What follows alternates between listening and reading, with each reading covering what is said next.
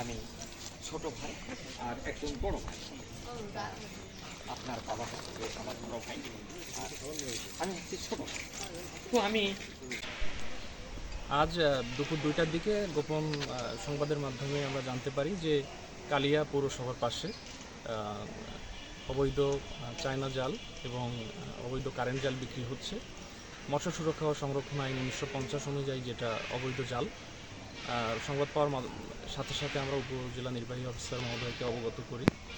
স্যারের নির্দেশনা মোতাবেক আমরা ওসি মহোদয়ের সাথে যোগাযোগ করে পুলিশ ফোর্স নিয়ে সেখানে যাই। সেখানে আমরা অভিযান পরিচালনা করে প্রায় 100-র ঊর্ধ্বে কারেন্ট জাল আমরা পাই, যেটার আনুমানিক দৈর্ঘ্য 10,000 মিটারের বেশি, এবং 10টি চায়না দুয়ারি জাল আমরা জব্দ করি।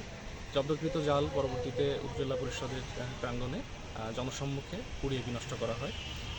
কালিয়া উপজেলা মৎস্য সম্পদ সংরক্ষণে এই ধরনের অভিযান উপজেলা মৎস্য অফিস এবং উপজেলা প্রশাসনের পক্ষ থেকে চলমান থাকবে এবং সচেতন মহলের প্রতি আমার অনুরোধ থাকবে যে কালিয়া উপজেলা মৎস্য সম্পদ সংরক্ষণের জন্য বা এই সম্পদগুলো ধরে রাখার জন্য আপনাদের সকলেরই সচেতনতার সাথে এই দায়িত্বগুলো পালন করে যেতে হবে। ধন্যবাদ।